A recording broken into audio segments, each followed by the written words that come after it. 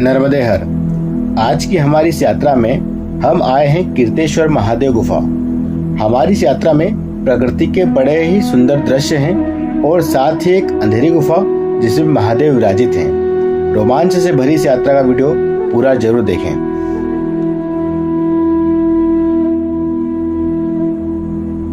यह स्थान बड़वा से लगभग 10 किलोमीटर दूर रामकुल्ला गांव के पास में है, जहां पर यह गुफा चोरल नदी के किनारे स्थित है।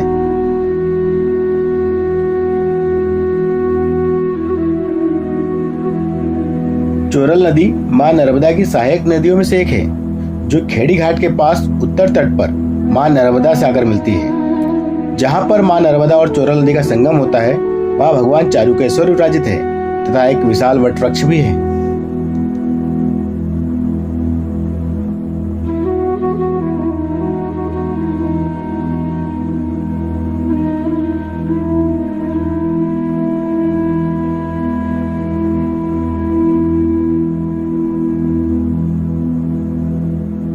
चोरल नदी के दोनों मुहाने बहुत ही सुंदर हैं, जो विंध्याचल पर्वत की गोद में है।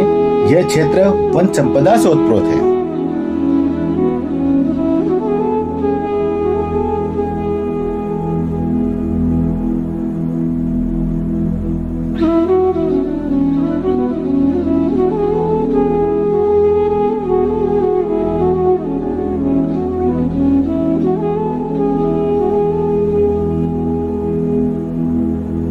इस पहाड़ी पर पथरीले और उबड़ खाबड़ मार्ग पर हम चले जा रहे थे। चूंकि हम पहली बार जा रहे थे, तो हमें उस गुफा की दूरी का पता ही नहीं था।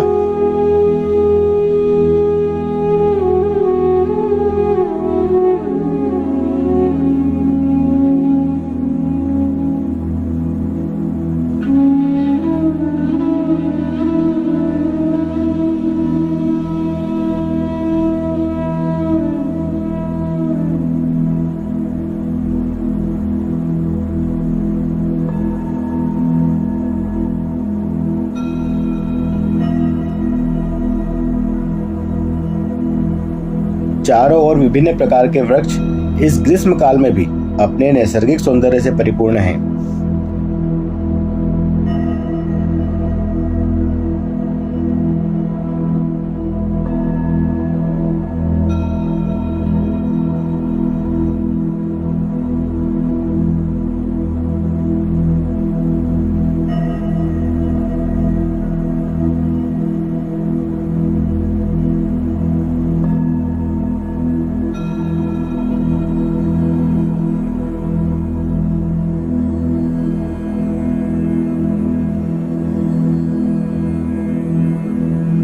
यह क्षेत्र वन्य पशुओं का क्षेत्र है, इसलिए हमने पहाड़ी के पास न चलते हुए किनारे किनारे चलने का निर्णय लिया। नदी किनारे किनारे जल, जंगल, जमीन का सौंदर्य अप्रतिम है।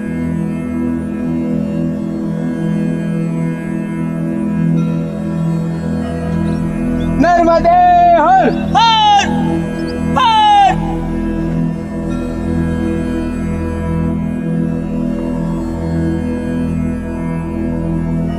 कुछ देर तक तो हम किनारे किनारे चलते रहे, फिर तभी जंगल से बंदरों के भागने की आवाज आई। बंदर तेजी से आवाज करते हुए चारों दिशाओं में भाग रहे थे।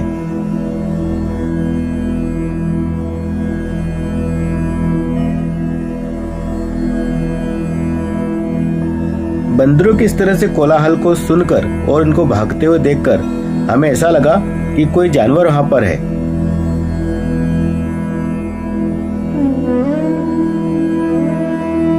हम फिर यहीं रुक गए और थोड़ी देर तक यहीं बैठ के हमने देखा।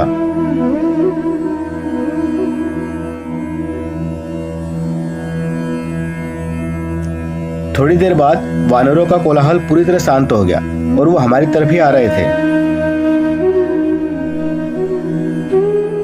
हम फिर नदी के और किनारे पर उतर गए और पत्थरों के बीच में चलने लगे। हो धीरे धीरे होले होले।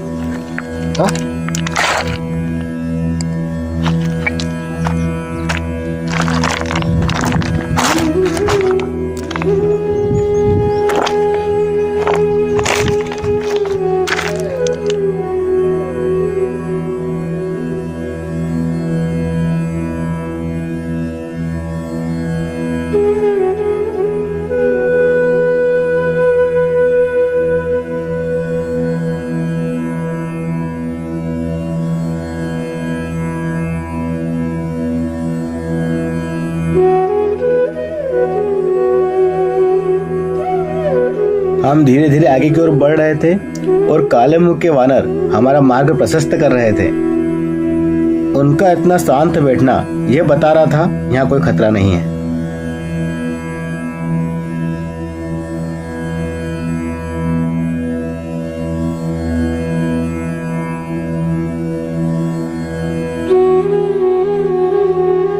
गुफा के पास ही मधुमक्खी के बड़े बड़े छत्ते भी लगे हुए हैं।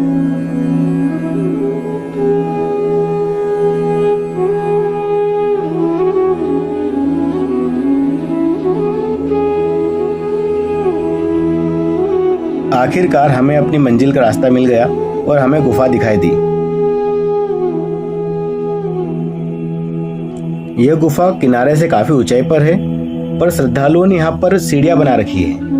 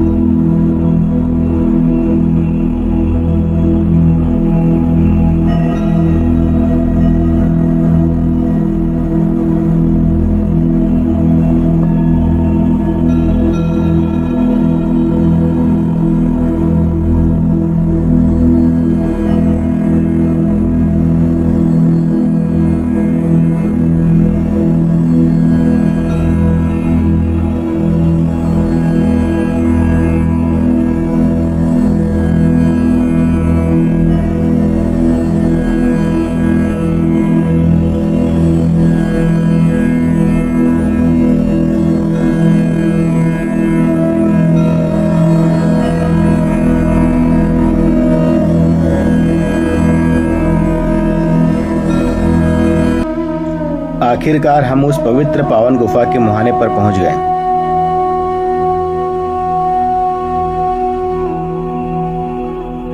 गुफा द्वार के शीर्ष वाली पहाड़ी से ऐसा प्रतीत होता है कि बारिश के दिनों में यहाँ पर झरना चलता होगा।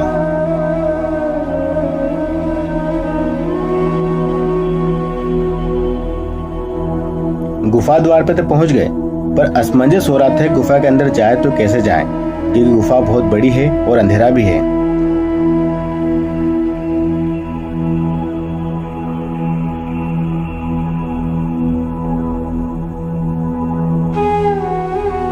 हम हिम्मत करके थोड़ी दूर गए तो सही, पर रुक गए और बैठ के विचार करने लगे आगे जाएं या ना जाएं, क्योंकि गुफा आगे पूरी तरह अंधेरी थी।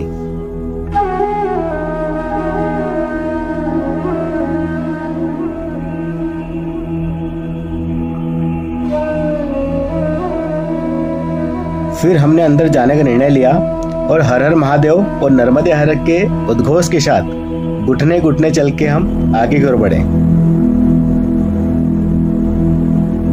गुफा की ऊंचाई कम है, इसलिए घुटने घुटने चलना होता है और मोबाइल टार्च के सहारे हम आगे बढ़ रहे थे, पर आगे गुफा कितनी लंबी थी हमें उसका कोई अंदाजा न था।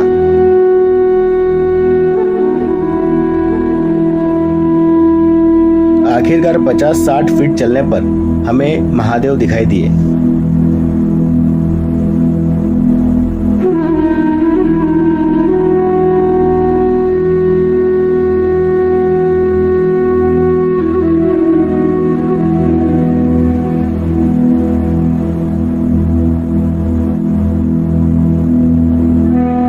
महादेव के दर्शन करने के बाद तुरंत हम वहां से लौटे, क्योंकि गर्मी बहुत थी। तभी मेरे पास से एक चमगादड़ उड़ के गई और बाहर गई और फिर वापस आ गई।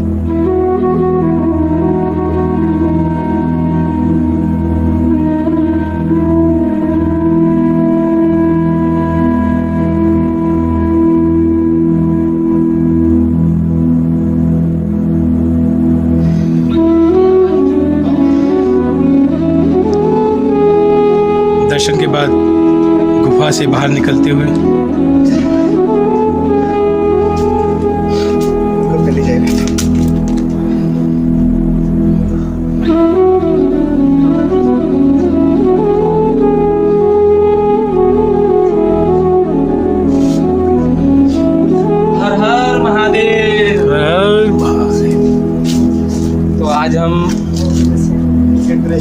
कीर्तनेश्वर महादेव की गुफा में आए, दर्शन किए और वहाँ पर कुछ प्लास्टिक पन्नी वगैरह पड़ी थी, तो हम लोग ले आए, स्वच्छता भी कराए हैं और बाबा के दर्शन भी कराए हैं। बाबा का सानिध्य भी प्राप्त हुआ और गुफा काफ़ी सकरी है, तो वहाँ पर एकदम बैठ के जाना पड़ता है और काफ़ी गर्मी होती है।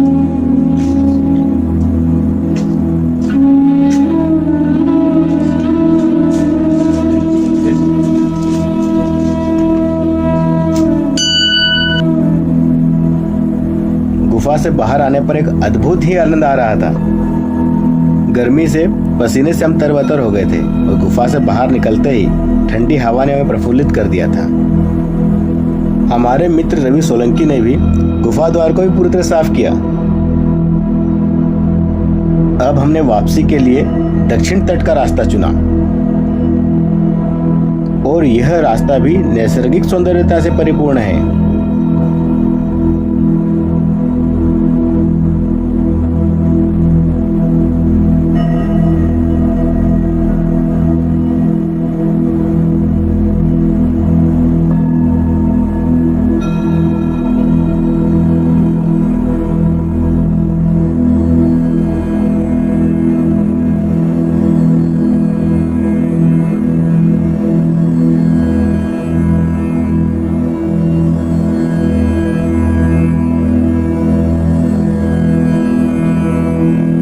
वास्तविक रूप से मैंने कहीं पढ़ा था कि आप प्रकृति से जुड़ेंगे तो प्रकृति की सौंदर्यता आपको जहूं और दिखेगी और ये आपके मन को हमेशा ही प्रफुल्लित करती रहेगी।